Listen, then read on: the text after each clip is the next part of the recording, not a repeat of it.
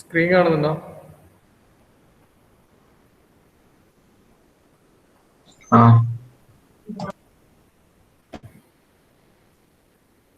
എന്തേലും പ്രശ്നം ഉണ്ടെങ്കിൽ ഒന്ന് വാട്സാപ്പിൽ മെസ്സേജ് ചെയ്യണേ.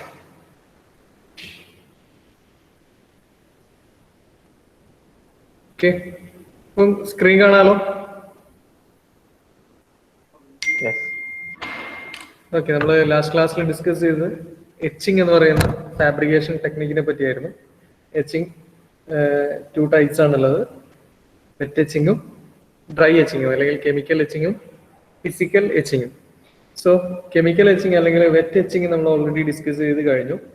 അതിന് ഉപയോഗിക്കുന്ന എച്ചന്റുകൾ ഏതൊക്കെയാണെന്നും ഐസോട്രോപിക് അനൈസോട്രോപിക് എച്ചിങ് അങ്ങനെയുള്ള കുറെ പരിപാടികളെ പറ്റി, അതേപോലെ എച്ച് സ്റ്റോപ്പ് മെത്തേഡുകളെ പറ്റി, എങ്ങനെയൊക്കെയാണ് എച്ചിങ് നമുക്ക് കൺട്രോൾ ചെയ്യാൻ പറ്റുക തുടങ്ങിയ കാര്യങ്ങളൊക്കെ കഴിഞ്ഞ ക്ലാസ്സുകളിൽ ഡിസ്കസ് ചെയ്തിട്ടുണ്ട്. ഇനി നമ്മൾ എച്ചിങ്ങിലെ രണ്ടാമത്തെ പ്രോസസ്സ് അല്ലെങ്കിൽ രണ്ടാമത്തെ type of etching, that is dry etching or physical etching. So wet എച്ചിങ്ങിൽ നമുക്കറിയാം ലിക്വിഡ് ഫേസിലുള്ള കെമിക്കൽസ് ആണ് നമ്മൾ അവിടെ എച്ചിങ് ടൂൾ ആയിട്ട് ഉപയോഗിക്കുന്നത്. But in dry etching we use the gaseous etchants for etching purpose. അപ്പം ഗ്യാസ് ഉപയോഗിച്ചുകൊണ്ടുള്ള എച്ചിങ് ആണ് ഡ്രൈ എച്ചിങ് എന്ന് പറയുന്നത്.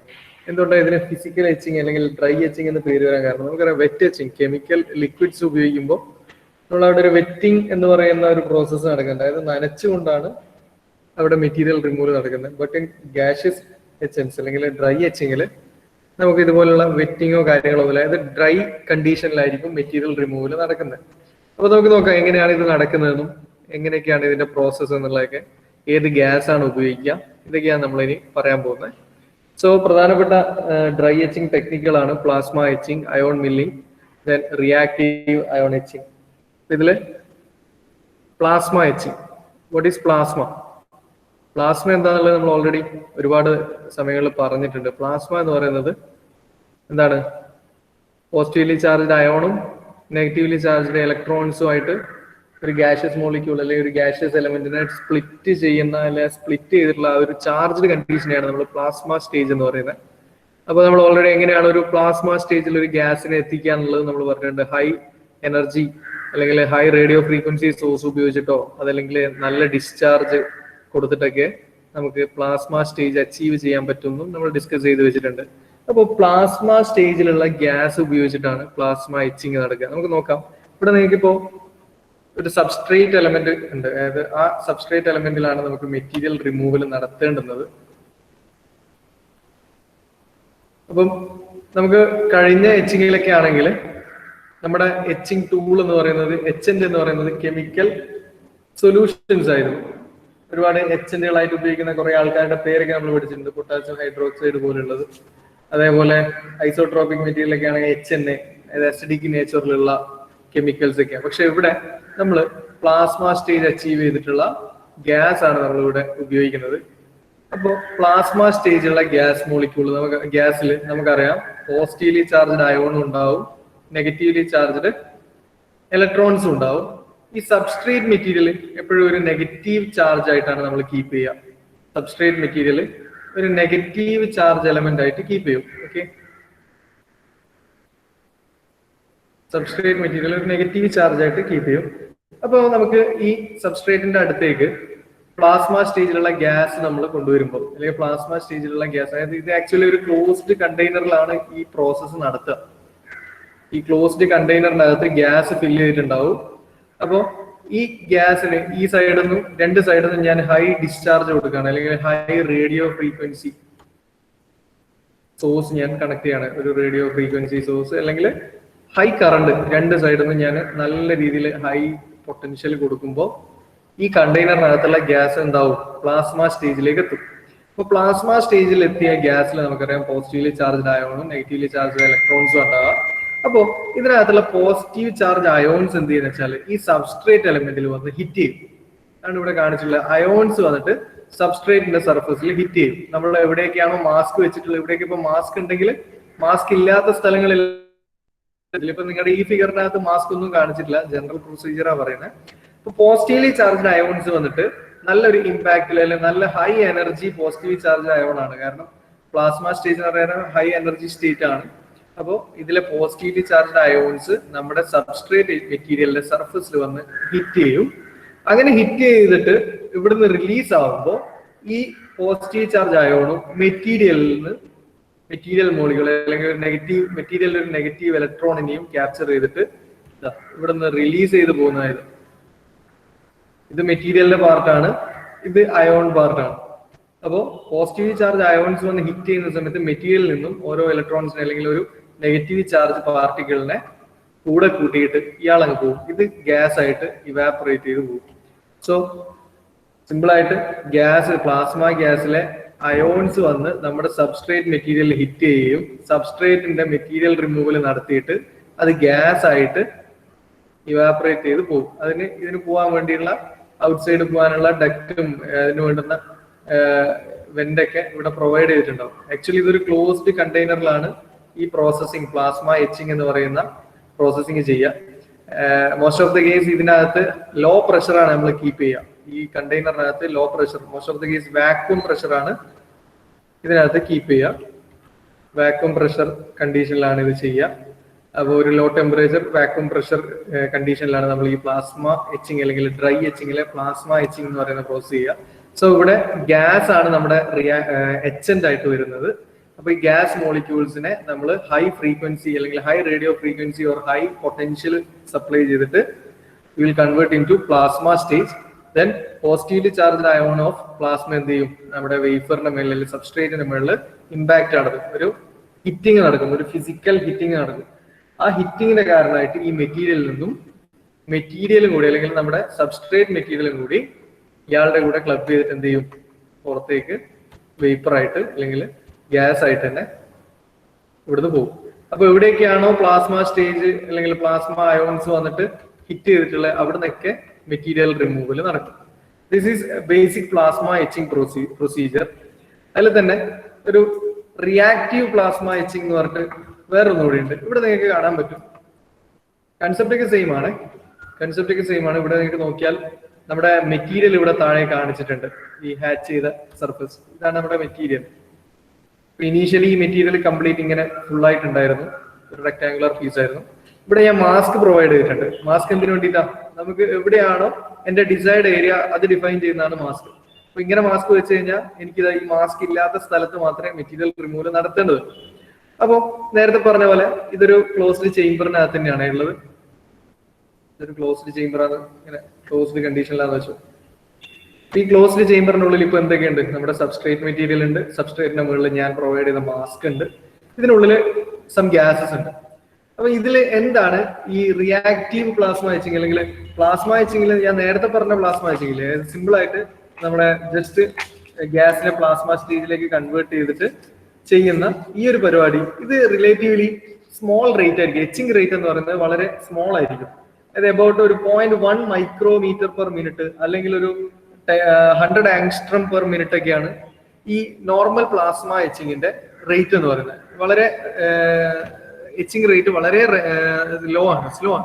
അപ്പം ഈ ഒരു എച്ചിങ് റേറ്റ് കൂട്ടാൻ വേണ്ടിയിട്ട് നമ്മൾ ഉപയോഗിക്കുന്ന അടുത്തൊരു പരിപാടിയാണ് റിയാക്റ്റീവ് അയോൺ എച്ചിങ് അല്ലെങ്കിൽ റിയാക്റ്റീവ് പ്ലാസ്മ എച്ചിങ്. ഇതിൽ എന്താ സംഭവിക്കുന്നത് വെച്ചാൽ നേരത്തെ നമ്മൾ പറഞ്ഞത് ഈ കണ്ടെയ്നറിനകത്തുള്ള ഗ്യാസിനെ ജസ്റ്റ് പ്ലാസ്മ സ്റ്റേജിലേക്ക് എത്തിക്കുകയും പ്രോസസ്സ് കംപ്ലീറ്റ് ചെയ്യുക ചെയ്ത്. ബട്ട് ഇവിടെ എന്താ ചെയ്യാന്ന് വെച്ചാല് ഇവിടെ ഇപ്പൊ ഓൾറെഡി ഇതിനകത്ത് എന്തോ സംതിങ് ഗ്യാസ് ഉണ്ട്. അതിന്റെ കൂടെ നമ്മളൊരു റിയാക്റ്റീവ് ഗ്യാസിനെയും കൂടി കടത്തിവിടും. അതിൽ പ്രധാനമായിട്ട് ഉപയോഗിക്കുന്ന കുറച്ച് reactive ഗ്യാസുകളുണ്ട്, reactant ഗ്യാസുകളുണ്ട്.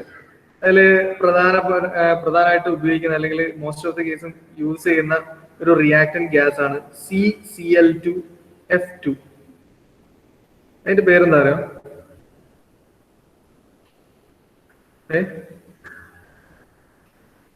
CCl2F2.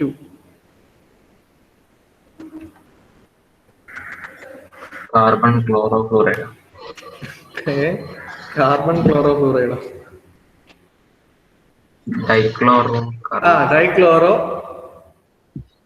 Dichloro fluoro methane എന്ന് പറയാം. കാർബൺ അല്ലടാ, മീഥൈൻ.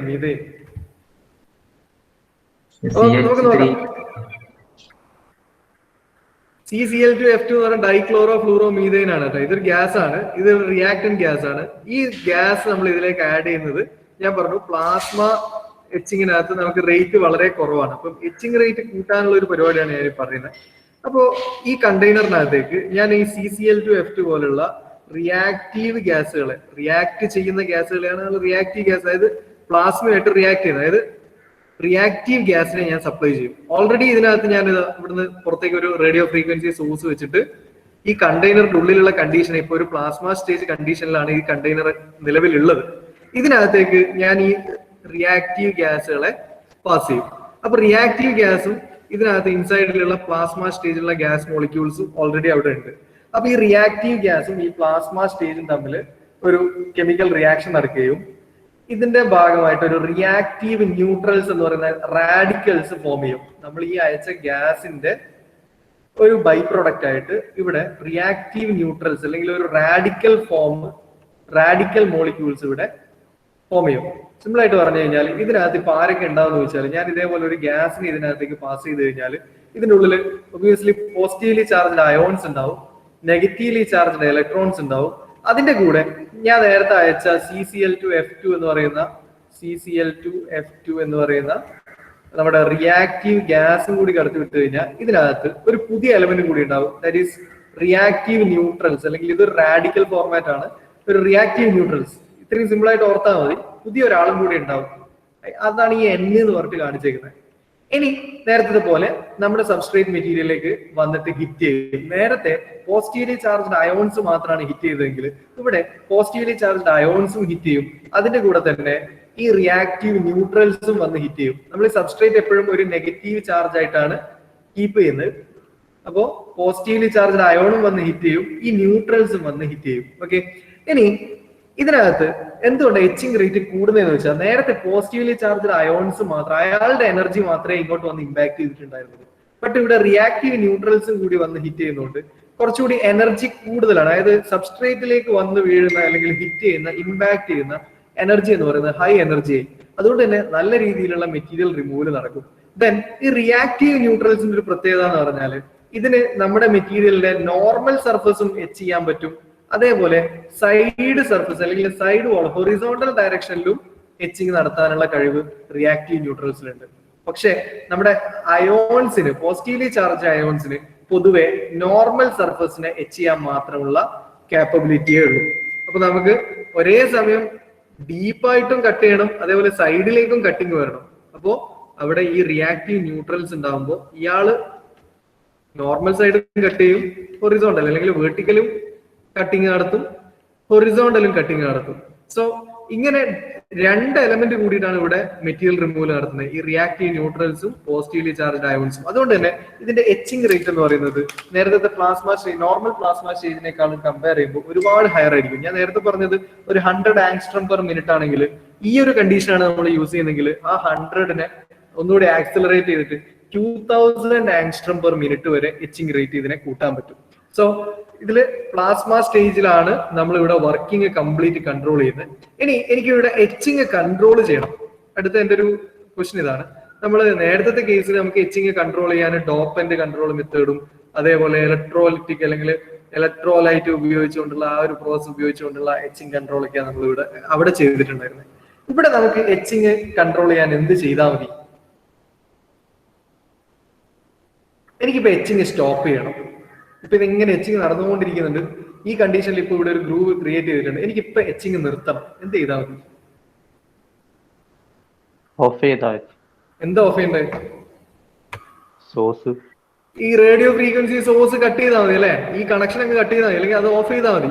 അങ്ങനെ ആകുമ്പോൾ ഇതിനകത്തുള്ള പ്ലാസ്മ സ്റ്റേജ് ഒക്കെ പോയി വീണ്ടും നോർമൽ ഗ്യാസ് ആയി. ഈ നോർമൽ ഗ്യാസ് വന്നിട്ട് ഇതിന്റെ മുകളിൽ മുട്ടിക്കഴിഞ്ഞാലൊന്നും ഒരു പ്രശ്നവും സംഭവിക്കാൻ പോകുന്നില്ല. ഇവിടെ പ്ലാസ്മ സ്റ്റേജ് ആയതുകൊണ്ട് മാത്രമാണ് അവിടെ മെറ്റീരിയൽ റിമൂവൽ വരുന്നത്. സോ എനിക്ക് ഇതിന്റെ എച്ചിങ് റേറ്റും അല്ലെങ്കിൽ എച്ചിങ്ങിന്റെ സ്പീഡും എച്ചിങ്ങിന്റെ ആ ഒരു പ്രോസസ്സ് കൺട്രോൾ ചെയ്യാൻ റേഡിയോ ഫ്രീക്വൻസി സോഴ്സ് ആണ് ഞാൻ യൂസ് ചെയ്യുന്നതെങ്കിൽ ഇയാളെ കൺട്രോൾ ചെയ്താൽ മതി.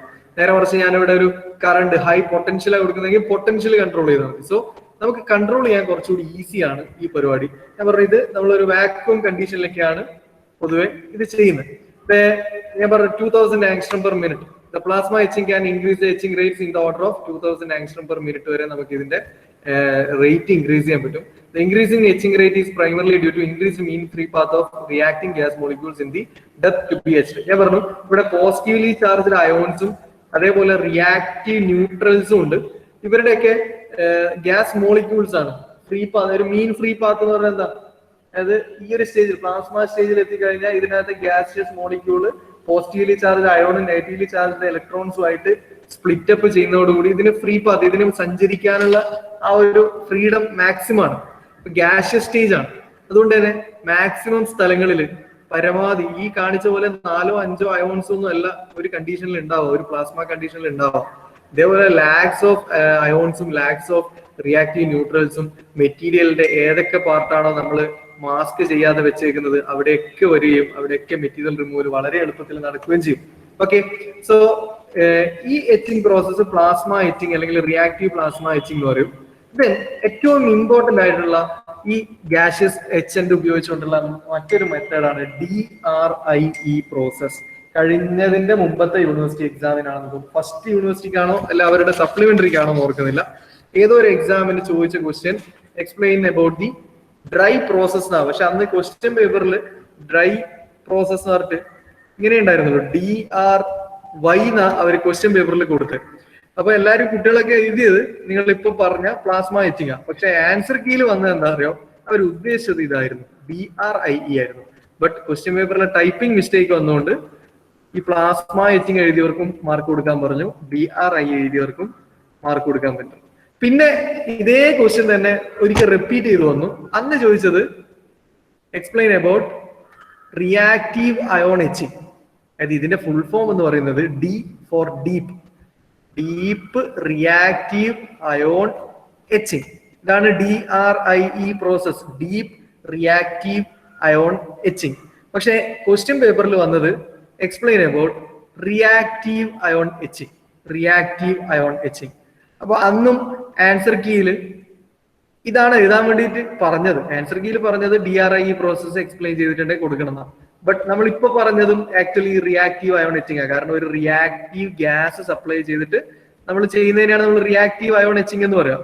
അപ്പൊ റിയാക്റ്റീവ് അയോൺ എച്ചിങ് ചോദിച്ചു കഴിഞ്ഞാൽ ഇത് എഴുതിയാലും മാർക്ക് കൊടുക്കേണ്ടി വരും, അടുത്തത് നമ്മൾ ഇനി ഡിസ്കസ് ചെയ്യാൻ പോകുന്നത് എഴുതിയാലും മാർക്ക് കൊടുക്കേണ്ടി വരും. ബട്ട് DRIE എന്ന് ചോദിച്ചു കഴിഞ്ഞാൽ സ്പെസിഫിക് ക്വസ്റ്റ്യൻ ആണ്, അതിനുള്ളതാണ് ഇനി നമ്മൾ എക്സ്പ്ലെയിൻ ചെയ്യാൻ പോകുന്നത്. എന്താണ് DRIE? That is deep reactive ion etching. Deep എന്ന് വെച്ചാൽ എന്താ? ഡീപ്പ് മീൻസ് ഡെപ്ത് അല്ലെ, ആഴത്തിൽ. നമുക്ക് ചില കണ്ടീഷനിൽ നമ്മുടെ ആപ്ലിക്കേഷൻ എന്ന് പറയുന്നത്, എന്റെ കയ്യിലുള്ള സബ്സ്ട്രേറ്റ് എലമെന്റ് അല്ലെങ്കിൽ സിലിക്കൺ സബ്സ്ട്രേറ്റ് എന്ന് പറയുന്നത് നല്ല തിക്നെസ് ഉള്ള എലമെന്റ് ആണെന്ന് നോട്ടിക്കും. എന്റെ റിക്വയർമെന്റ് എന്ന് പറയുന്നത് ഇതിനകത്ത് ചെറിയ വിഡ്ത്തില് പക്ഷെ നല്ല ഡെപ്തില് ഒരു ഫിംഗർ ലൈക്ക് സ്ട്രക്ചേഴ്സ്, ഇത്രയും സ്ഥലത്ത് മെറ്റീരിയൽ റിമൂവൽ നടത്തണം. അത് ഞാനിപ്പോ വരച്ചേക്കുന്ന രീതിയിൽ നല്ല ഡെപ്ത് ഇല്ല, ഇതിപ്പം അത്യാവശ്യം മെറ്റീരിയലിന്റെ ഒരു 75% ഡെപ്ത് കവർ ചെയ്തിട്ടുണ്ട്. നല്ല ഡെപ്തില്, അതേപോലെ തന്നെ ചെറിയ വിഡ്ത്തില്, ചെറിയ ഓപ്പണിംഗ് അല്ലേ ഉള്ളൂ, ചെറിയ വിഡ്ത്തില് നല്ല ഡെപ്തില് നമുക്ക് ചിലപ്പോ എച്ചിങ് നടത്തേണ്ടി വരും. അങ്ങനെയുള്ള കേസുകളിൽ ഒരു പ്രധാനപ്പെട്ട പ്രശ്നം, ഈ പ്ലാസ്മ എച്ചിങ് നമ്മൾ ഇത്രയും നേരം ഡിസ്കസ് ചെയ്ത പോലെ ചെയ്യുകയാണെങ്കിലുള്ള ബുദ്ധിമുട്ട് എന്താണെന്ന് വെച്ചാൽ, ഒരു പ്ലാസ്മ നമ്മളിപ്പം ഇവിടെ ഒന്നാമത്തെ ഫിഗർ നോക്കുക. ഈ ഫിഗറിൽ എനിക്കിപ്പോ ഒരു ഫിംഗർ ലൈക്ക് സ്ട്രക്ചർ നല്ല ഡെപ്തിൽ എച്ച് ചെയ്തെടുക്കണം. അപ്പൊ എനിക്ക് ആവശ്യമില്ലാത്ത സ്ഥലങ്ങളിൽ ഞാൻ മാസ്ക് വെച്ചിട്ട് കവർ ചെയ്തു. ഓക്കെ, ഇവിടെയൊക്കെ മാസ്ക് വെച്ചിട്ടുണ്ട്.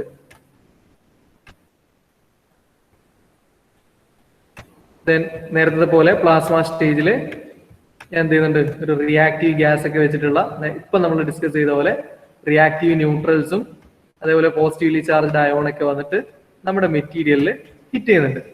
അപ്പോൾ ഈ ഗ്യാഷ്യസ് മോളിക്യൂൾസ് അല്ലെങ്കിൽ പോസിറ്റീവ്ലി ചാർജ്ഡ് അയോണും റിയാക്റ്റീവ് ന്യൂട്രലും കൂടിയിട്ട് ഇവിടുന്ന് മെറ്റീരിയൽ റിമൂവൽ ഒക്കെ നടത്തി അതിനൊക്കെ ഇവാപറേറ്റ് ചെയ്ത് കളയുകയൊക്കെ ചെയ്യും. ബട്ട് ഇത് നല്ല ഡെപ്തിൽ എനിക്ക് കട്ടിങ് വേണം. ഇതിനൊരു പ്രശ്നം എന്ന് വെച്ചാൽ, താഴോട്ടേക്ക് പോകും തോറും ഈ ഡെപ്തിലേക്ക് വരും തോറും നമ്മുടെ ഈ ഒരു ആംഗിൾ ഉണ്ടല്ലോ, എനിക്ക് വേണ്ടത്, എന്റെ റിക്വയർമെന്റ് എന്ന് പറയുന്നത് ഇങ്ങനെ സ്ട്രെയിറ്റ് കട്ടിങ് ആണ്. സ്ട്രെയിറ്റ് ആയിട്ട് താഴോളം കട്ടിങ് പോകണം. ബട്ട് ഈ പ്ലാസ്മ എച്ചിങ്ങിന്റെ ഒരു പ്രധാനപ്പെട്ട ഡിസഡ്വാൻറ്റേജ് എന്ന് പറയുന്നത് നമ്മൾ താഴോട്ടേക്ക് ഡീപ്പിലേക്ക് എച്ചിങ് നടത്തും തോറും ഇതിന്റെ ആംഗിൾ അല്ലെങ്കിൽ നമ്മുടെ റിക്വയർഡ് ലൈനും ഇവർ കട്ട് ചെയ്യുന്നതും തമ്മിലൊരു ആംഗിൾ ഫോം ചെയ്യും. ഇറേസ് ചെയ്തിട്ട് പറഞ്ഞുതരാം. ഒരു ടാപ്പർ പോലെ ഉണ്ടാവുക.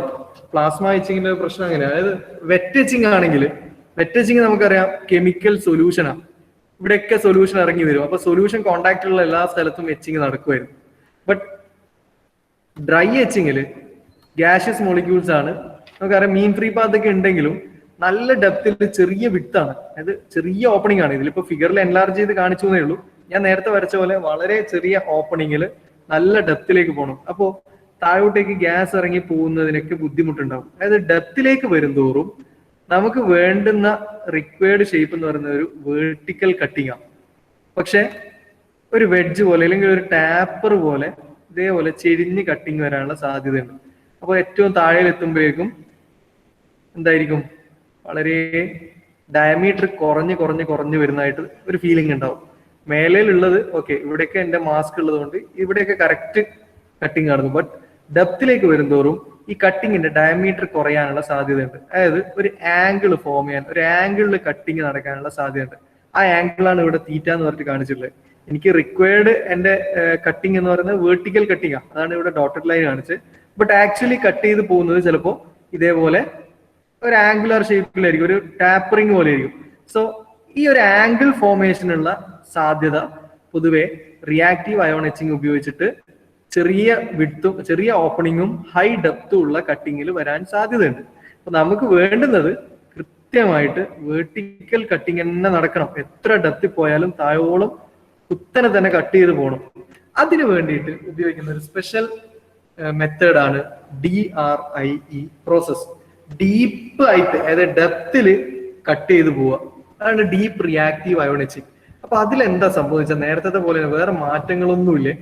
ആകെയുള്ള ഒരു മാറ്റം എന്താ പറയുക, ഇതൊക്കെ ഇതേപോലെ ക്ലോസ്ഡ് കണ്ടീഷനിലായിരിക്കും.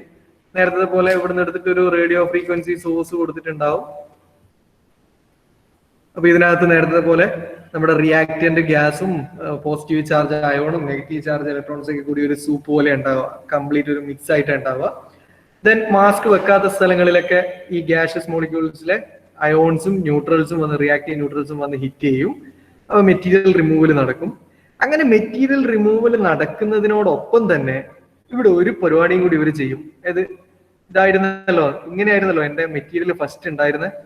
ആദ്യം ഇവിടെയൊക്കെ ഗ്യാഷ്യസ് മോളിക്യൂൾസ് വന്ന് മാസ്ക് ഇല്ലാത്ത സ്ഥലങ്ങളിലൊക്കെ പോസിറ്റീവ്ലി ചാർജ്ഡ് അയോണും റിയാക്ടന്റ് ന്യൂട്രൽസും നോർമലും റിയാക്ടന്റ് ന്യൂട്രൽസ് സൈഡിലും എല്ലാം വന്ന് കട്ടിങ് തുടങ്ങി. കട്ടിങ് കുറച്ചൊന്ന് താഴോട്ടേക്ക് എത്തി, ഇവിടെ എത്തി കട്ടിങ്. കുറച്ച് മെറ്റീരിയൽ റിമൂവൽ നടത്തിയെന്ന് വെച്ചോ. അപ്പൊ ആ മെറ്റീരിയൽ റിമൂവൽ നടന്നതിന് ഒപ്പം തന്നെ സൈമുൾട്ടേനിയസ് ആയിട്ട് ഈ സൈഡ് വാൾ ഉണ്ടല്ലോ, നമ്മുടെ മാസ്കിന് നേരെ താഴെ വരുന്ന സൈഡ് വാളില് ഒരു പ്രൊട്ടക്റ്റീവ് കോട്ടിങ്ങും കൂടി അവരവിടെ ഉണ്ടാക്കി വെക്കും. പ്രൊട്ടക്റ്റീവ് കോട്ടിങ് ഉണ്ടാക്കി വെക്കും. നിങ്ങൾക്ക് ഈ ഫിഗറിൽ, കഴിഞ്ഞ ഫിഗറും ഈ ഫിഗറും തമ്മിൽ നമുക്കൊന്ന് കമ്പയർ ചെയ്ത് നോക്കാം. ഇവിടെ നമുക്ക് നോക്കിയാൽ ഈ സൈഡ് വാളിന് കറസ്പോണ്ടിങ് ആയിട്ട് രണ്ട് ബ്ലാക്ക് ലൈൻസുകൾ കാണുന്നില്ലേ? അത് ആക്ച്വലി എന്താ വെച്ചാൽ കട്ടിങ് നടക്കുന്നതിനോടൊപ്പം തന്നെ ആ സൈഡ് വാളില് നമ്മുടെ ഫോട്ടോ റെസിസ്റ്റ് മെറ്റീരിയൽ അല്ലെങ്കിൽ മാസ്ക് മെറ്റീരിയൽ എന്താണോ അവരുടെ ഒരു കോട്ടിങ്ങും കൂടി ഇവിടെ പ്രൊവൈഡ് ചെയ്തിട്ടുണ്ട്. നേരത്തെ ഫിഗറിൽ അങ്ങനെ ഒരു കോട്ടിംഗ് ഒന്നുമില്ല അല്ലെ, കട്ട് ചെയ്ത് പോകുന്നേ ഉള്ളൂ. അപ്പോ ഇതില് നമുക്ക് ഡെപ്ത് കൂടുതലും വിഡ്ത്ത് കുറവുമാണ്. അപ്പോൾ കട്ടിങ് ജസ്റ്റ് സ്റ്റാർട്ട് ചെയ്ത് കഴിഞ്ഞാൽ സൈഡ് വാളിലേക്ക് ഈ പ്രൊട്ടക്റ്റീവ് കോട്ടിങ് വരും. അപ്പൊ അതെപ്പോഴും ഒരു ഫിക്സഡ് ഏരിയ ഓപ്പണിങ് എപ്പോഴും നമുക്ക് കിട്ടും. ഇനി ഇവിടുന്ന് വീണ്ടും കട്ടിങ് താഴോട്ട് പോകുന്നു. താഴോട്ട് പോകുമ്പോൾ ആ താഴോട്ടേക്ക് എത്തിയ ഉടനെ തന്നെ ആ സൈഡ് വാളിലും കോട്ടിങ് ഉണ്ടാവും. അവിടെയും നമുക്കൊരു ഫിക്സഡ് ഏരിയ ഓപ്പണിങ് കിട്ടും. ഇതിങ്ങനെ താഴോട്ട് വരുന്തോറും ഈ സൈഡ് വാളില് പ്രൊട്ടക്റ്റീവ് ലെയേഴ്സിന്റെ കോട്ടിങ് നടത്തിക്കൊണ്ടേയിരിക്കും. അങ്ങനെ വരുമ്പോൾ നമുക്ക് ഓരോ മൊമെന്റിലും ഈ മേലയിലുള്ള ഓപ്പണിങ് എത്രയാണോ അതേ ഓപ്പണിങ് തന്നെ താഴെയിലും കിട്ടിക്കൊണ്ടേയിരിക്കും. അതായത് ഇതൊരു യൂണിഫോം ആയിട്ട് വെർട്ടിക്കൽ കട്ടിങ് നടക്കും. അത് എത്ര ഡെപ്തിലാണെങ്കിലും നടക്കും. അപ്പോ സൈഡ് വാളിൽ ഒരു പ്രൊട്ടക്റ്റീവ് കോട്ടിങ് ക്രിയേറ്റ് ചെയ്യും എന്നുള്ള ഒരു അഡീഷണൽ പ്രൊസീജിയർ മാത്രമേ റിയാക്റ്റീവ് അയോൺ എച്ചിങ്ങിലെ DRIE പ്രോസസ്സിൽ വരുന്നുള്ളൂ. ഡെപ്ത് നമ്മുടെ റിക്വയർമെന്റ് ഇതേപോലെ ഫിംഗർ ലൈക്ക് സ്ട്രക്ചേഴ്സ് എന്നൊക്കെയാ പറയാം. ഫിംഗർ ലൈക്ക് സ്ട്രക്ചേഴ്സ് ഒക്കെയാണ് എനിക്ക് എച്ച് ചെയ്തെടുക്കേണ്ടതെങ്കിൽ. ഫിംഗർ ലൈക്ക് എന്ന് പറഞ്ഞാൽ നമ്മുടെ ഫിംഗേഴ്സ് നമുക്കറിയാം നല്ല ലെങ്ത്തും അതേപോലെ ചെറിയ വിട്ടുള്ള എലമെന്റുകളാണ്. അപ്പൊ ഇതേപോലെ നമുക്കൊരു വെയ്ഫറിന്റെ മേലയിൽ ഒരുപാട് ഒന്നൊന്നും ആയിരിക്കൂല, ഒരു വലിയ വെയ്ഫർ തന്നു കഴിഞ്ഞാൽ, ഒരു സബ്സ്ട്രേറ്റ് തന്നു കഴിഞ്ഞാൽ നിങ്ങൾക്ക് ഇതിനകത്ത് ഓരോ സ്ഥലത്തും ഇതേപോലെയുള്ള ചെറിയ ചെറിയ ട്യൂബ് പോലെയുള്ള സ്ട്രക്ചേഴ്സ് എച്ച് ചെയ്തെടുക്കാനുണ്ടാവും. അപ്പോൾ ഇതേപോലെ multiple number of finger like structures അല്ലെങ്കിൽ സ്റ്റാക്സ് എന്നൊക്കെ പറയും, ഇതൊക്കെ എച്ച് ചെയ്തെടുക്കേണ്ട കണ്ടീഷൻ ആണെങ്കിൽ നമ്മൾ അവിടെ യൂസ് ചെയ്യുന്ന DRI പ്രോസസ്സാണ്. നേരത്തെ നിന്ന് എന്താ മാറ്റം എന്ന് വെച്ച് കഴിഞ്ഞാൽ ഇതിനകത്ത് നമ്മൾ കൊടുക്കുന്ന സപ്ലൈ ചെയ്യുന്ന റേഡിയോ ഫ്രീക്വൻസി സോഴ്സ് എന്ന് പറഞ്ഞാൽ high energy radio frequency source ആയിരിക്കും. അപ്പൊ നല്ല high energy radio frequency source supply ചെയ്ത് കഴിഞ്ഞാൽ ഇത് പ്ലാസ്മ സ്റ്റേജിലേക്ക് കൺവേർട്ട് ചെയ്യപ്പെടും. അതിന്റെ കൂടെ തന്നെ ഈ റിയാക്റ്റീവ് ന്യൂട്രൽസും പോസിറ്റീവ്ലി ചാർജ്ഡ് അയോൺസും നമ്മുടെ മാസ്ക് എലമെന്റിനെയും ചെറുതായിട്ടൊന്ന് എച്ച് ചെയ്യും. അപ്പൊ ഓരോ കണ്ടീഷനിലും സൈഡ് വാളിന്റെ മുകളിൽ ഈ പ്രൊട്ടക്റ്റീവ് കോട്ടിങ് ഇങ്ങനെ പ്രൊവൈഡ് ചെയ്തുകൊണ്ടേയിരിക്കും. നമ്മൾ അതിന് കറസ്പോണ്ടിങ് ആയിട്ടുള്ള മാസ്ക് മെറ്റീരിയൽ ആയിരിക്കണം നമ്മൾ യൂസ് ചെയ്യുന്നത്. മാസ്കിന്റെ തിക്നെസ്സും മാസ്കിന്റെ സെലക്ടിവിറ്റി റേഷ്യോ ഒക്കെ അപ്രോപ്രിയേറ്റ് ആയിരിക്കണം നമ്മൾ യൂസ് ചെയ്യുന്നത്. അപ്പോൾ അധികം സിലിക്കൺ വേഫർ ഒക്കെ ആണെങ്കിൽ ഇതിനു വേണ്ടിയിട്ട് ഉപയോഗിക്കുന്ന മാസ്ക് എന്ന് പറയുന്നത് സിലിക്കൺ ഡയോക്സൈഡ് മാസ്ക് ഒക്കെയാണ്. അതിന്റെ സെലക്ടിവിറ്റി റേഷ്യോ ഹൈ ആണ്. ഞാനിത് ഓൾറെഡി ഡിസ്കസ് ചെയ്തിട്ടുണ്ട്. ഇതേപോലെ സൈഡ് വാളില് പ്രൊട്ടക്റ്റീവ് കോട്ടിങ് ജനറേറ്റ് ചെയ്യുക. ഓരോ മൊമെന്റിലും കോട്ടിങ് ഇങ്ങനെ എക്സ്റ്റെൻഡ് ചെയ്ത് താഴോളം കൊണ്ടുപോകുന്ന ഈ ഒരു മെത്തേഡാണ് DRI പ്രോസസ് എന്ന് പറയുന്നത്. സോ ഡ്രൈ എച്ചിങ്ങിനകത്ത് രണ്ട് ടൈപ്പ് എച്ചിങ് ആണ് ഉള്ളത്. ഒന്ന് പ്ലാസ്മ എച്ചിങ് ആണ്. പ്ലാസ്മ എച്ചിങ് എന്ന് പറഞ്ഞു കഴിഞ്ഞാൽ ജസ്റ്റ് പ്ലാസ്മ ഗ്യാസ് ഉപയോഗിച്ചുകൊണ്ട് നമ്മുടെ മെറ്റീരിയൽ റിമൂവൽ നടത്തുന്നത്. അവിടെ പ്ലാസ്മ സ്റ്റേജിലുള്ള പോസിറ്റീവ്ലി ചാർജ്ഡ് അയോൺസ് ആണ് മെറ്റീരിയൽ റിമൂവൽ നടത്തുന്നത്. ദെൻ റിയാക്റ്റീവ് അയോൺ എച്ചിങ് എന്ന് പറഞ്ഞു കഴിഞ്ഞാൽ പ്ലാസ്മ സ്റ്റേജിലുള്ള ഗ്യാസിനകത്തേക്ക് നമ്മളൊരു സെപ്പറേറ്റ് ഗ്യാസിനെയും കൂടി, ഒരു റിയാക്ടന്റ് ഗ്യാസിനെയും കൂടി അല്ലെങ്കിൽ റിയാക്റ്റീവ് ഗ്യാസിനെയും കൂടി സപ്ലൈ ചെയ്യും. That is dichloro fluoro methane പോലുള്ള ഗ്യാഷ്യസ് എലമെന്റ്സിനെ നമ്മൾ സപ്ലൈ ചെയ്ത് കഴിഞ്ഞാൽ അവിടെ മൂന്നാമതൊരാളും കൂടി ജനറേറ്റ് ചെയ്യും. That is radical form. Reactive neutral എന്ന് പറയുന്ന റാഡിക്കൽ അവിടെ ജനറേറ്റ് ചെയ്യും.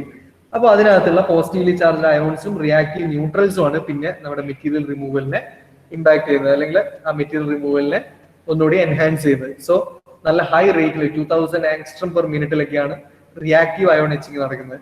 Then deep reactive ion etching എന്ന് പറഞ്ഞു കഴിഞ്ഞാൽ നമുക്ക് നമ്മുടെ റിക്വയർമെന്റ് ഫിംഗർ ലൈക്ക് സ്ട്രക്ചേഴ്സ് അല്ലെങ്കിൽ സ്റ്റാക്സ് ഒക്കെയാണ് നമുക്ക് എച്ച് ചെയ്തെടുക്കേണ്ടതെങ്കിൽ ഹൈ ഡെപ്തും ലോ വിഡ്ത്തും ഉള്ള ചെറിയ ചാനൽസ് ഒക്കെയാണ് നമുക്ക് എച്ച് ചെയ്തെടുക്കേണ്ടതെങ്കിൽ അവിടെ നമ്മൾ യൂസ് ചെയ്യുന്ന മെത്തേഡ് DRI പ്രോസസ് ആണ്. ഇപ്പൊ ഹൈ ഫ്രീക്വൻസി റേഡിയോ സോഴ്സ് ഒക്കെ വെച്ചിട്ട് നമ്മൾ പ്ലാസ്മ സ്റ്റേജ് അച്ചീവ് ചെയ്യുകയും അങ്ങനെ ആ പ്ലാസ്മ സ്റ്റേജിലുള്ള മെറ്റീരിയൽസ് നമ്മുടെ മെറ്റീരിയൽ റിമൂവ് ചെയ്യുന്നതിന്റെ ഒപ്പം തന്നെ സൈമിൾട്ടേനിയസ് ആയിട്ട് സൈഡ് വാളിൽ ഒരു പ്രൊട്ടക്റ്റീവ് കോട്ടിങ്ങും കൂടി ഉണ്ടാക്കും. ആ protective coating throughout the depth കൊടുത്തുകൊണ്ടേയിരിക്കും. സോ നമുക്ക് എപ്പോഴും സെയിം വിഡ്ത്തിലുള്ള കട്ടിങ് നടന്നുകൊണ്ടേയിരിക്കും. DRI process. ഇത്രയാണ് എച്ചിങ്ങിനകത്ത് വരുന്നത്. ഇതിനകത്ത് കാര്യമായിട്ട് ചോദിക്കുന്നത് പിന്നെ കെമിക്കൽ എച്ചിങ് ആണെങ്കിൽ അതിനകത്ത് പിന്നെ പ്രധാനപ്പെട്ട എച്ചിന്റെ ഏതാണ്, എച്ചിങ് പ്രൊസീജിയർ എങ്ങനെയാണ്, ഇങ്ങനെ ചോദിക്കാം. ഇതുവരെയുള്ള എക്സാമിനൊക്കെ ചോദിച്ചത് ഡ്രൈ എച്ചിങ്ങിൽ നിന്നായിരുന്നു. പ്ലാസ്മ എച്ചിങ് അല്ലെങ്കിൽ ഈ പറഞ്ഞ റിയാക്റ്റീവ് അയോൺ എച്ചിങ് ഇതൊക്കെയാണ് എക്സാമിന് ചോദിച്ചിട്ടുണ്ടായിരുന്നത്. സോ നമ്മൾ ഫാബ്രിക്കേഷൻ മെത്തേഡ് എന്ന് പറഞ്ഞിട്ട് 3 മെത്തേഡാണ് നമ്മൾ ഡിസ്കസ് ചെയ്തത്. ഏതൊക്കെയായിരുന്നു? First fabrication method. ഫാബ്രിക്കേഷൻ മെത്തേഡിലെ ഫസ്റ്റ് മെത്തേഡ് എന്താണ്?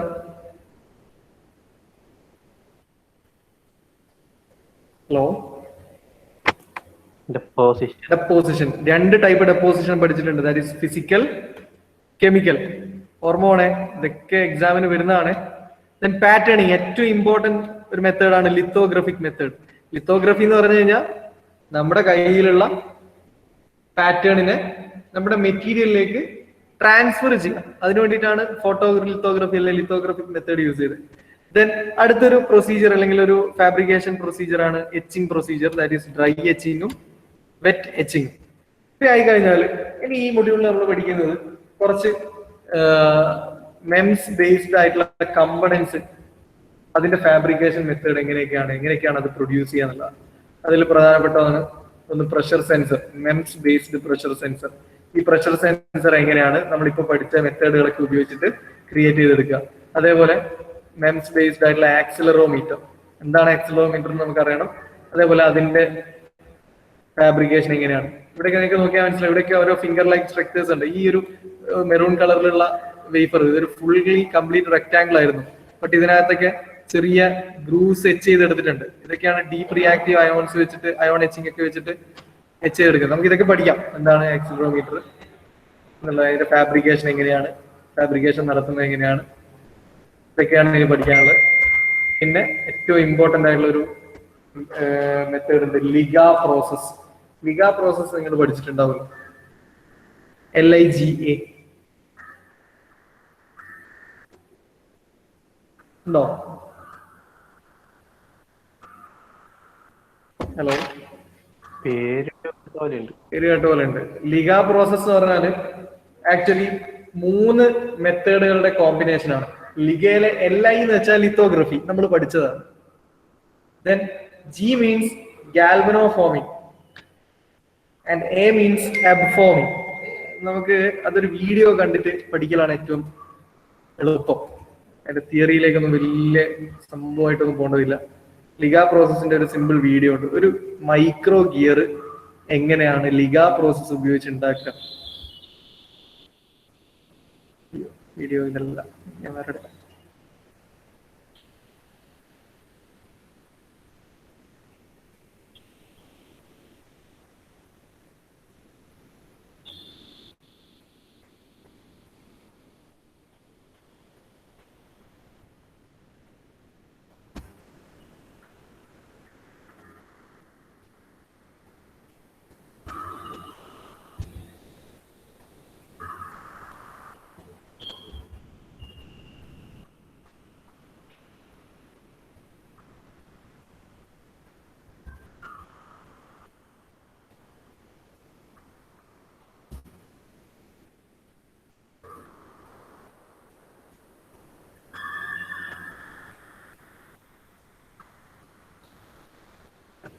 ലിഗ പ്രോസസ് ആണ് നമ്മൾ പറയാൻ പോകുന്നത്. ലിഗ എന്ന് പറയാൻ 3 പ്രോസസ്സുകളുടെ കോമ്പിനേഷൻ ആണ്, ലിത്തോഗ്രഫി, ഗാൽവനോഫോമിംഗ് ആൻഡ് അബ്ഫോമിംഗ്.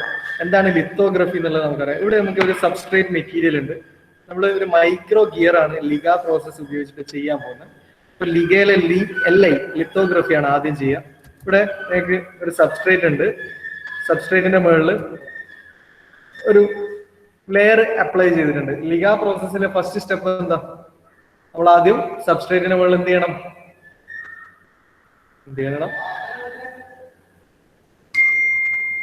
മാസ്ക്. ആദ്യം തന്നെ അങ്ങ് മാസ്ക് വെക്കാണ്.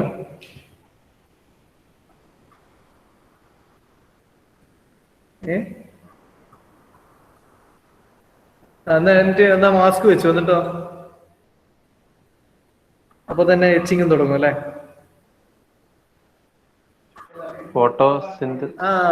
ഒരു ഫോട്ടോ റെസിസ്റ്റ് ലെയർ അപ്ലൈ ചെയ്യണം. അതായത് ഫോട്ടോ റെസിസ്റ്റ് ലെയർ നമുക്കറിയാം, ഫോട്ടോ സെൻസിറ്റീവ് ആയിട്ടുള്ള ലൈറ്റ് തട്ടുമ്പോൾ മെറ്റീരിയൽ റിമൂവലൊക്കെ നടക്കുന്ന ഒരു എലമെന്റിനാണ് ഫോട്ടോ റെസിസ്റ്റ് മെറ്റീരിയൽ എന്ന് പറയാം. സോ ഇവിടെ നമ്മുടെ യെല്ലോ കളർ വേഫർ ഉണ്ടായിരുന്നു, സബ്സ്ട്രേറ്റ് ഉണ്ടായിരുന്നു. അതിന്റെ മുകളിൽ ഒരു കളറിൽ അടുത്ത ഒരു ലെയർ വന്നു, ആപ്ലിക്കേഷൻ ഓഫ് PMMA. ഞാൻ അന്ന് പറഞ്ഞിട്ടുണ്ട്, ഈ PMMA എന്ന് പറയുന്നത് കോമൺലി യൂസ്ഡ് ഫോട്ടോ റെസിസ്റ്റ് ആണ്. അതിന്റെ ഫുൾ നെയിം എന്തായിരുന്നു?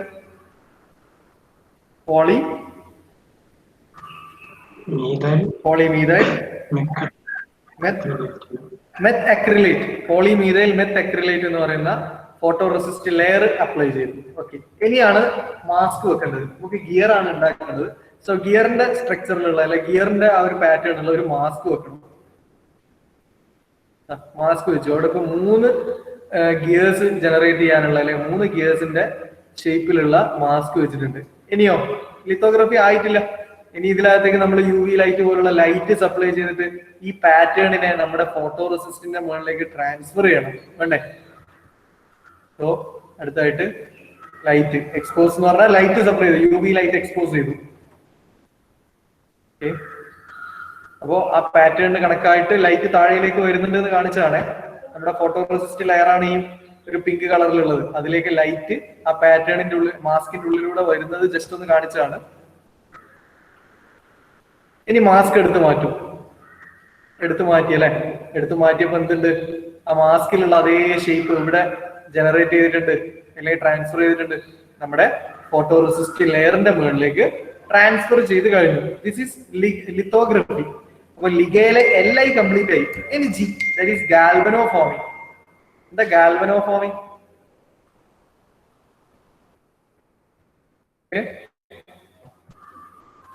ഡെപ്പോസിറ്റ് ചെയ്യും. ഇലക്ട്രോലിറ്റിക് ഡെപ്പോസിഷൻ ആണ് ഗാൽവനിങ് എന്ന് പറയുന്നത്. പിന്നെ മറ്റൊരു പേരാണ് അവിടെ സ്ക്രീനിൽ നിങ്ങൾ കാണുന്ന ഇലക്ട്രോ ഫോമിങ്. സോ നമുക്ക് ഏത് മെറ്റീരിയലിനെ വെച്ചിട്ടാണോ ഗിയർ ഉണ്ടാക്കേണ്ടത് ആ മെറ്റീരിയലിനെ നമ്മളൊരു ഇലക്ട്രോലിറ്റിക് പ്രോസസ് ഉപയോഗിച്ചിട്ട് നമ്മൾ ഇപ്പം ക്രിയേറ്റ് ചെയ്ത ആ ഒരു പാറ്റേണിനകത്തേക്ക് ലിത്തോഗ്രഫി ഉപയോഗിച്ചിട്ട് ചെയ്ത പാറ്റേൺസിന്റെ അകത്തേക്ക് മെറ്റീരിയലിനെ ഡെപ്പോസിറ്റ് ചെയ്യും. ഒരു electrolytic deposition, that is electro forming or galvano forming. Then next എന്ന് പറയുന്നത് അപ്ഫോമിംഗ്. അപ്ഫോമിംഗ് എന്ന് പറഞ്ഞാൽ ആക്ച്വലി സർഫസ് മെഷീനിങ് ആണ്. ഇത് സർഫസ് ക്ലീനിങ് മെത്തേഡിനാണ് അപ്ഫോമിംഗ് എന്ന് പറയുന്നത്. നമ്മളിവിടെ ഒരു മോൾഡ് കൊണ്ടുവന്നിട്ട് അല്ലെങ്കിൽ ഒരു ഗ്രൈൻഡിങ് വീൽ പോലുള്ള എലമെന്റ് വന്നിട്ട് നമ്മൾ ആ സർഫസിനെ ഒന്ന് എന്ത് ചെയ്യാണ്, സർഫസിനെ നന്നായിട്ടൊന്ന് സ്മൂത്ത് ആക്കി എടുക്കണം, ഒരു മെക്കാനിക്കൽ പോളിഷിങ്. ഓക്കെ, ഇപ്പൊ നോക്കിയേ, നമ്മുടെ ലിത്തോഗ്രഫി വെച്ചിട്ട് ചെയ്ത ആ ഒരു പാറ്റേണിനകത്ത് ഇപ്പോ ഇലക്ട്രോലിറ്റിക് ഗാൽവനോ ഫോമിംഗ് അല്ലെ ഇലക്ട്രോ ഫോമിംഗ് വെച്ചിട്ട് മെറ്റീരിയൽ ഡെപ്പോസിഷൻ നടത്തി. ദെൻ അപ്ഫോമിംഗ് എന്ന് പറഞ്ഞാൽ മെക്കാനിക്കൽ പ്രൊസീജിയർ ആണ്, ഒരു മെക്കാനിക്കൽ സർഫസ് പോളിഷിംഗ് മെത്തേഡാണ്. അത് വെച്ചിട്ട് നമ്മൾ എന്ത് ചെയ്തു, അവിടെ നന്നായിട്ടൊന്ന് മിനുസാക്കി അല്ലെ, അതായത് ആ സർഫസിനെ ക്ലിയർ ചെയ്തു. അപ്പൊ ഇപ്പൊ ബാക്കിയുള്ളത് നമ്മുടെ ലിത്തോഗ്രഫിക് പാറ്റേണിനകത്ത് ഒരു എലമെന്റിന്റെ ഡെപ്പോസിഷൻ നടന്നു നിൽക്കുന്നുണ്ട്. ഇനി അടുത്ത മൊമെന്റിൽ എന്ത് ചെയ്യണം, ഈ ഫോട്ടോ റെസിസ്റ്റ് ലെയർ ഉണ്ടല്ലേ, PMMA ലെയറിനെ റിമൂവ് ചെയ്യണം. ഇപ്പൊ റിമൂവ് ചെയ്തു. അപ്പൊ എനിക്ക് എന്താ ബാക്കിയുള്ളത്, നമ്മുടെ സബ്സ്ട്രേറ്റിന്റെ നമ്മൾ ബേസ് മെറ്റീരിയലിന്റെ മേഖലയില് 3 ഗിയേഴ്സ് ആണ് ഇപ്പൊ ഇവിടെ ബാക്കിയായിട്ടുള്ളത് അല്ലെ. ഇപ്പൊ 3 ഗിയർ ലൈക്ക് സ്ട്രക്ചേഴ്സ് ബാക്കിയായിട്ടുണ്ട്. അപ്പൊ ഈ മെറ്റീരിയൽ, ഈ ഗ്രീൻ കളർ മെറ്റീരിയൽ എന്ന് പറയുന്നത് ഇലക്ട്രോ ഫോമിംഗ് വഴി അല്ലെങ്കിൽ ഗാൽവനോ ഫോമിംഗ് വഴി നമ്മൾ ഡെപ്പോസിറ്റ് ചെയ്തതാണ്. ഇലക്ട്രോലിറ്റിക് ഡെപ്പോസിഷൻ ആണ് അവിടെ നടന്നിട്ടുള്ളത്. So LIGA means LI means lithography, G means galvano forming, A means അപ്ഫോമിംഗ് അല്ലെങ്കിൽ മെക്കാനിക്കൽ പോളിഷിംഗ്. സോ ഇതാണ് ആക്ച്വലി ലിഗ പ്രോസസ്. അപ്പൊ ലിഗ പ്രോസസ് എന്താന്ന് വെച്ചാൽ സ്ട്രെങ്ത് ഉണ്ടാവുക, ഇങ്ങനെ ഡെപ്പോസിറ്റ് ചെയ്യുന്ന മെറ്റീരിയലിനനുസരിച്ചിരിക്കും. ഡെപ്പോസിറ്റ് ചെയ്യുന്ന മെറ്റീരിയൽ പൊതുവെ പോളിമർ മെറ്റീരിയലും അതേപോലെ സ്ട്രെങ്ത് ഉള്ള മെറ്റീരിയൽസ് ഒക്കെയാണ്. നമ്മളിപ്പം വാച്ചിനകത്തൊക്കെ ഉപയോഗിക്കുന്ന ഗിയേഴ്സ് ഇല്ലേ, മൈക്രോ ഗിയേഴ്സ് ആണ് അല്ലെ. വാച്ചിന്റെ ഗിയർ കണ്ടിട്ടുണ്ടോ, വളരെ ചെറിയ ഗിയേഴ്സ് ആണ്. അതൊക്കെ ഫോം ചെയ്തെടുക്കുന്നത് ആക്ച്വലി ഇതേപോലുള്ള ലിഗ പ്രോസസ്. ഇത് കൺവെൻഷണൽ ലിഗ പ്രോസസ് ആണ്. ഇതിനകത്ത് തന്നെ സാക്രിഫിഷ്യൽ ലിഗ പ്രോസസ് എന്നൊക്കെ പറഞ്ഞിട്ട് എസ് ലിഗ എന്നൊക്കെ പറഞ്ഞിട്ട് കുറച്ചുകൂടി അപ്ഡേറ്റഡ് ലിഗ പ്രോസസ് ഉണ്ട്. അപ്പൊ ഇതൊരു കൺവെൻഷണൽ മെത്തേഡാണ്. ഇതിനകത്ത് മെറ്റീരിയൽ ഏതാണോ യൂസ് ചെയ്യുന്നത് അതിനനുസരിച്ച് നമ്മുടെ റിക്വയർമെന്റ് അനുസരിച്ചുള്ള മെറ്റീരിയൽസ് ആണ് നമ്മൾ യൂസ് ചെയ്യുക. സോ ലിഗ പ്രോസസ്സും എക്സാമിന് ചോദിച്ചിട്ടുള്ളതാണ്. ഞാൻ കഴിഞ്ഞ നിങ്ങളുടെ സീനിയേഴ്സിന്റെ മോഡൽ എക്സാമിന് ലിഗ പ്രോസസ് ഉപയോഗിച്ചുകൊണ്ട് ഗിയേഴ്സ് ജനറേറ്റ് ചെയ്യാനുള്ള ക്വസ്റ്റൻ ആയിരുന്നു ചോദിച്ചത്. അന്ന് അവർക്കും ഞാൻ ഈ വീഡിയോ മാത്രമേ കൊടുത്തിട്ടുണ്ടായിരുന്നുള്ളൂ. ബാക്കി അവരെന്നെ തിയറി ഉണ്ടാക്കി എഴുതിയത് ഒന്നുമില്ല. തിയറി എന്താ, ലിത്തോഗ്രഫി എക്സ്പ്ലെയിൻ ചെയ്യണം, ഗാൽവനോ ഫോമിംഗ് എക്സ്പ്ലെയിൻ ചെയ്യണം, ദെൻ ലാസ്റ്റ് വൺ അപ്ഫോമിംഗ് എക്സ്പ്ലെയിൻ ചെയ്യണം. ഈ ഒരു പ്രൊസീജിയർ കാണിക്കണം. ഫസ്റ്റ് ആദ്യം ഒരു സബ്സ്ട്രേറ്റ് ബേസ് മെറ്റീരിയൽ കാണിക്കണം, അതിന്റെ മുകളിൽ ഒരു ലെയർ PMMA പോലെയുള്ള ഫോട്ടോ റെസിസ്റ്റ് ലെയർ കാണിക്കണം, ദെൻ മാസ്ക് വേണം, UV ലൈറ്റിന്റെ എക്സ്പോഷർ കാണിക്കണം, ദെൻ ആ ഒരു പാറ്റേൺ ട്രാൻസ്ഫർ ചെയ്തതായിട്ട് കാണിക്കണം. വരക്കാൻ ഒരുപാടുണ്ട്. അതിനുശേഷം ഗാൽവനോ ഫോമിംഗ് അല്ലെങ്കിൽ ഇലക്ട്രോലിറ്റിക് ഫോമിംഗ് അല്ലെങ്കിൽ ഇലക്ട്രോ ഫോമിംഗ് വെച്ചിട്ട് മെറ്റീരിയൽ ഡെപ്പോസിഷൻ കാണിക്കണം. ആൻഡ് ലാസ്റ്റ് വൺ അപ്ഫോമിംഗ് അല്ലെങ്കിൽ മെക്കാനിക്കൽ പോളിഷിംഗ് കാണിക്കണം. ദെൻ ഏറ്റവും ലാസ്റ്റിൽ PMMA ലെയർ റിമൂവ് ചെയ്യണം അല്ലെങ്കിൽ ഫോട്ടോ റെസിസ്റ്റ് ലെയർ റിമൂവ് ചെയ്യണം. ബേസ് മെറ്റീരിയലിൽ ഈ ജനറേറ്റ് ചെയ്യപ്പെട്ട ഗിയേഴ്സ് ഒഴിവാക്കുന്ന അല്ലെങ്കിൽ റിലീസ് ചെയ്യുന്നതായിട്ടും കാണിക്കണം. അപ്പൊ ഇതിന്റെ തിയറീസ് ആയിട്ട് നമുക്ക് നെക്സ്റ്റ് ക്ലാസ്സിൽ എക്സ്പ്ലെയിൻ ചെയ്യാം. സമയമായിട്ടുണ്ടല്ലേ. ഇന്ന് അറ്റൻഡൻസ് ആരെങ്കിലും ആബ്സെന്റ് ഉണ്ടോ? നമ്പർ 1, 2, 3 2 ഇല്ല.